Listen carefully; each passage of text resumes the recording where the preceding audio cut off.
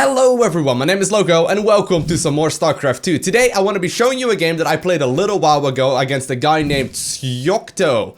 Now he's gonna be BMing me early on. It doesn't really happen very often at the higher places on the ladder. However, my opponent was having a rough day, I think. But in this video, I'm gonna be showing you a longer game of Zerg vs Terran, and I want to be discussing a couple of different subjects, but most importantly, coming back in Zerg vs Terran.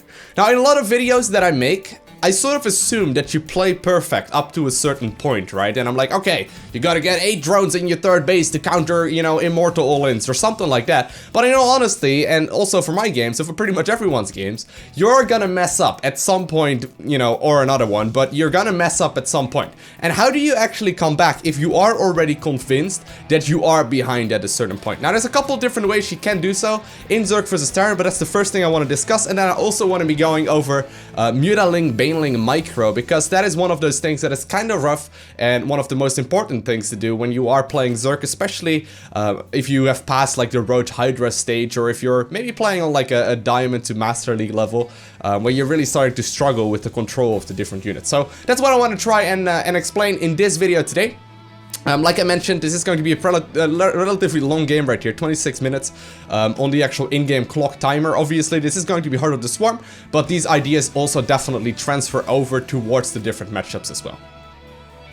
So in this specific game, I decide to play pretty greedy early on, and my opponent manages to do a lot of damage to me with a hellbat timing push. Now, I play pretty greedy in the fact that I make a lot of drones and I don't make a Baneling nest early enough. Normally, you want to get your Baneling nest relatively early, you know, in the game, usually after you start up the lair or something like that. So usually go Metabolic Boost, which is Zergling Speed, Lair, and then Baneling Nest. But in this game, for some reason, and I don't exactly know why, I don't make my Baneling Nest until way later into the game.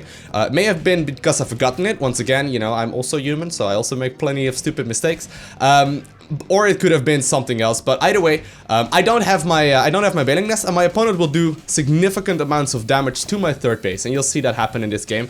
At which point I will start falling behind very significantly.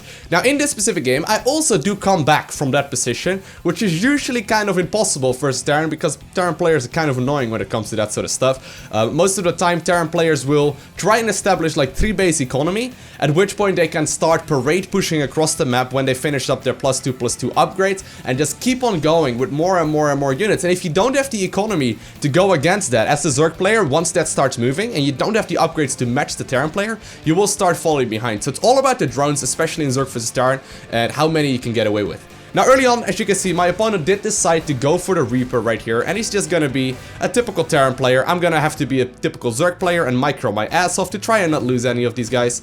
Just running them around, trying to morph them into buildings whenever I need to, and just waiting for my queens to come out. Now notice, I did go for the hatchery into the gas geyser, into the spawning pool, so I do have very, very late queens compared to some of the other games that you will see me play. But in general, you know, if you're comfortable in your Terran or your Reaper micro, and you know, making sure that you are able to make those drones not lose their lives, usually you should be okay. Now, I do see with my first overload as well, if we actually disregard this for a second, I do see as well that my opponent is adding on the factory, and I also notice that he's got the command center going up as well as a reactor.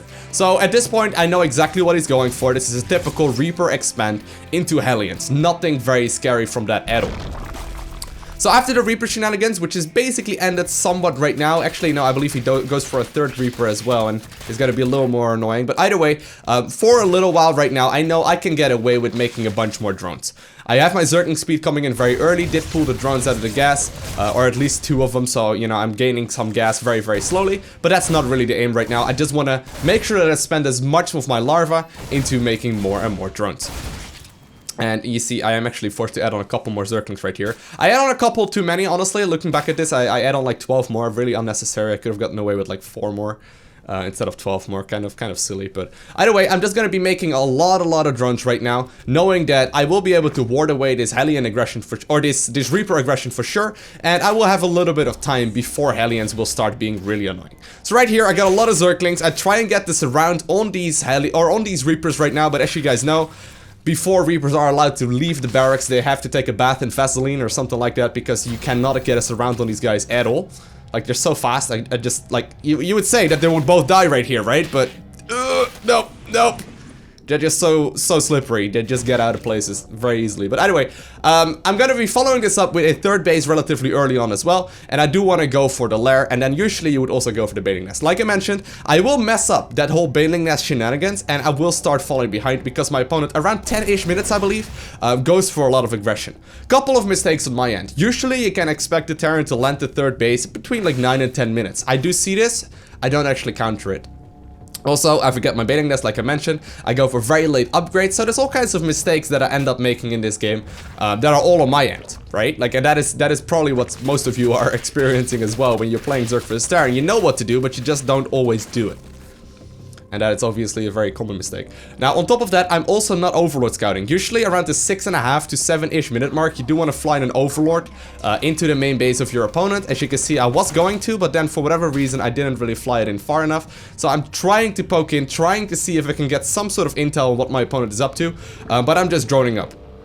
I'm just droning up, even though I haven't seen the third command center, the current meta and the you know, opponents I'm facing on the ladder sort of dictate to me that I can get away with a lot more drones right now, and that's exactly what I'm trying to do. So right here, I see a lot of Hellions, right? I see a lot of Hellions, and I don't respond. I don't know why, but I don't respond to that at all. I should really either make a Baneling Nest or a Roach Warren, and there we finally see the Roach Warren come up, but that's so late. And I did scout that third command center, you know, right around right now.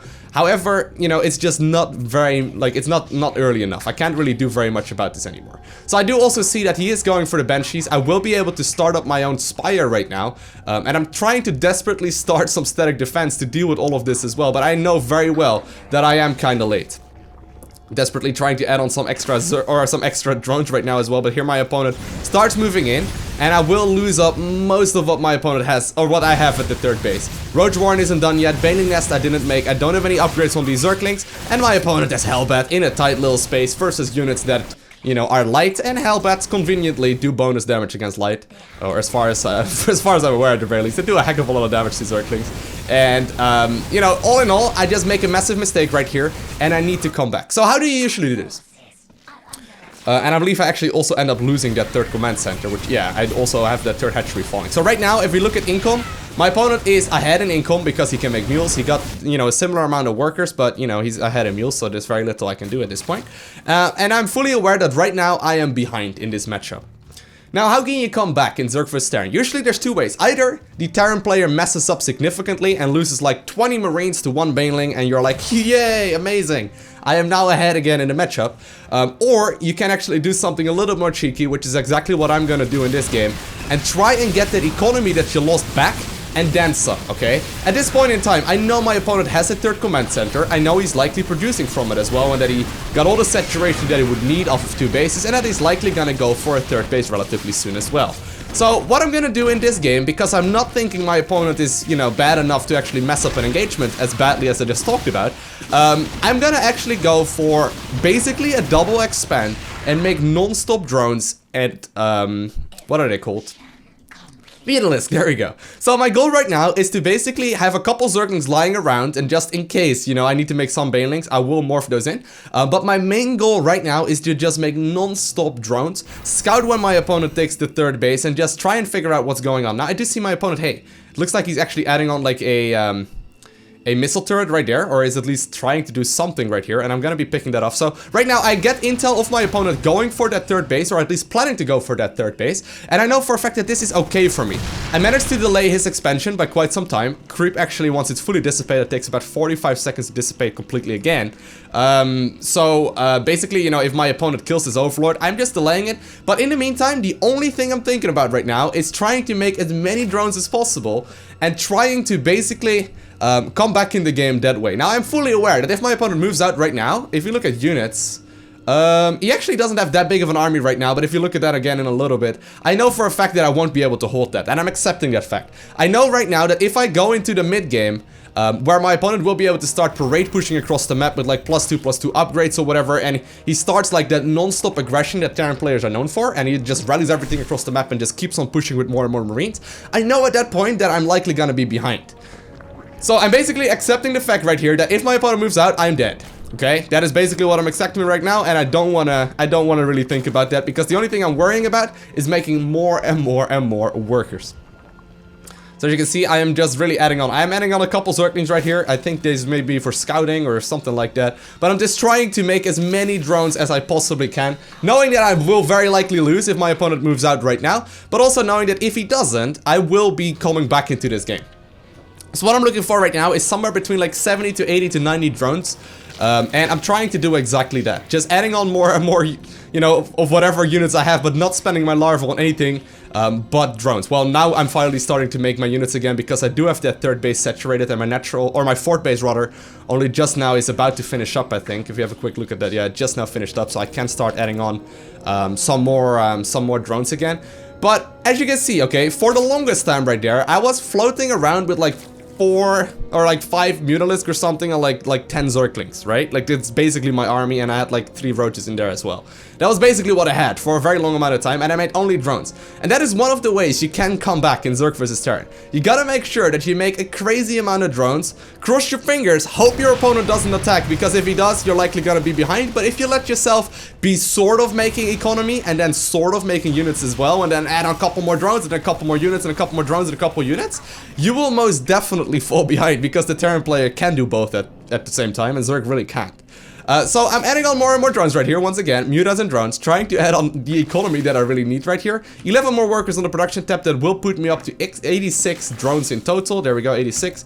And that is a suitable amount. That is something that I can work with, and something I can use to be aggressive and to get that economy going again. So at this point, I have basically been making non-stop units, or non-stop drones, and then I added on some units, and then I made more drones for my fourth base, right? Honestly, I probably could have gotten away with more workers even, looking back at this once again, knowing my opponent wasn't really moving out at all. But, you know, you get the idea. Make a lot of drones, cross your fingers, hope your opponent doesn't die, and then pick off a ton of mules if you get the chance to, but sadly they were already almost mined out. Now, obviously, this is a misplay on my opponent's end, right? He really should have moved out when he finished up his +1/+1 upgrades a couple minutes ago, or like a minute ago or so, just to at least see and force me to stop this you know, drone train from going out. But you know, he went for that aggression early on, and now he's just sitting back and giving me all the time in the world, and that's really what you are banking on when you are playing Zerg in this scenario. As you can see though, supply-wise, my opponent has not really been slipping at all. He's actually maxing out right around right now, and he's actually ahead of me maxing out, which is still not a great situation. But at the very least, I'm aware right now that if I, you know, get a good engagement going, I will be coming back in this game. And I know, you know, I'm sort of aware right now that I am in a pretty solid position, being 4 bases, saturated 4 bases, and my opponent only having 3. Now let's talk about the second thing, okay? So coming back Zerg vs Terran, I need to take a beautiful engagement, which is what I'm trying to do either way as well. Or you actually go for a heck of a lot of drones and Mutalisk in the meantime, and just cross your fingers and hope he doesn't attack until you get the economy you want, and then you start producing all the units. Now as far as micro goes, because you can see the Terran train to finally start moving. As far as micro goes, there's a couple things you can do that make Zerg vs Terran Mutalisk Zergling Baneling micro a little easier, but there's sadly no easy way, okay? There's no easy way to do these kind of engagements. You're just gonna have to lose a heck of a lot to it until you figure out exactly how you can split up your Marine or your Zerglings and your Banelings and all that sort of stuff. However, there's a couple of small little tips that should make this relatively easy. So you can see right there, for example, I am splitting up my units relatively effectively, but it all comes down to mostly practice. However, a couple things that I've noticed from coaching people a lot that are, like, I guess, common mistakes or misconceptions. First off, you want to be focusing on having your Mutalisk on a separate hotkey group, okay? Do not put your Mutalisk on the same group as your main army, because it's just not gonna work. Mutalisk will clump up, they will actually lose their health to all the Thors that he has, and the splash damage of the Thors will just do too much, or you will accidentally fly them over a group of Marines or something like that. So, first off, put your Mutalisk on a separate hotkey group. Second tip, put your Zerglings and your Banelings on another hotkey group as well, and use those to micro. And then the third one as well is put those Banelings that you have on a separate hotkey group with the Zerglings also on a hotkey group for themselves. So usually what I end up having is, like, have 1 for my Mutas, 2 for my Zerglings and Banelings, and 3 for my Banelings. And the idea of that is that I can split up all of my units, and then attack move with hotkey 2 and 1, which are my Mutas and my Zerglings and Banes, but then manually move command my Banelings into his Marines and try and split them up that way. Okay, so that's like the hotkey tip of the day, I suppose. Try and make sure you have those units split up in different hotkey groups, but I wouldn't really put my Banelings on a separate hotkey group either, because then they start really confusing to move around, right? Second thing, try and engage on creep. Banelings with speed are great against Marines on creep. So if you can actually have the patience to wait until your opponent goes on creep, and patience is really what it's all about, you will have a much easier time, you know, defending or like attacking into a Terran ball like that, because the Banelings will actually be able to catch up to the Marines, whereas off creep, that is a heck of a lot more difficult. So creep spread is very important as well. And then the final tip as well is try and tech up in time if you really do have a lot of trouble with microing these sort of armies. You will have to like switch into ultras or whatever, which require a heck of a lot less micro, but you just need to start boxing your units around and try and set up flanks and try and set up different alleyways where your opponents, or where you can try and trigger the Widow Mines. And also, by the way, add on a couple of overseers for every control group. So I have a separate set of overseers for hotkey 2 and then a separate group for hotkey 1. So right here you can see, trying to split up my Zerglings to the best of my abilities to start pushing into this base. Now, I do have my Ultralisk Cavern just about to, or actually, Ultra Cavern is already done. I'm getting my chitinous plating. I think that I might have already finished that as well. And just trying to add on my Ultras right now. Heading back, because I was maxed out right there, I am gonna, you know, start heading back and adding on those Mutas. Now, as far as micro and unit management goes, late game Zerg versus Terran as well, okay? So usually what happens is the Zerg player, oh, here we come, this splitting, by the way. The Zerg player will usually go for Muta Ling Bane early on, and then switch into Ultralisk, right? At which point the Terran player switches to a lot of Marauders, because Marauders are great. So you can see that thing happening right now as well. My opponent is adding on a lot of Marauders right now, and Thors as well, which are also great at dealing with Ultras. At which point you usually see the Zerg player, once there's like a sufficient amount of Marauders, switch back into Mutalisk. So definitely do try to add on the Muta upgrades as well. As you can see, I'm not actually doing that right now. Kind of silly. I really should be getting the attack upgrade or the armor upgrade for the Mutalisk, at least, like, you know, keep them going with that.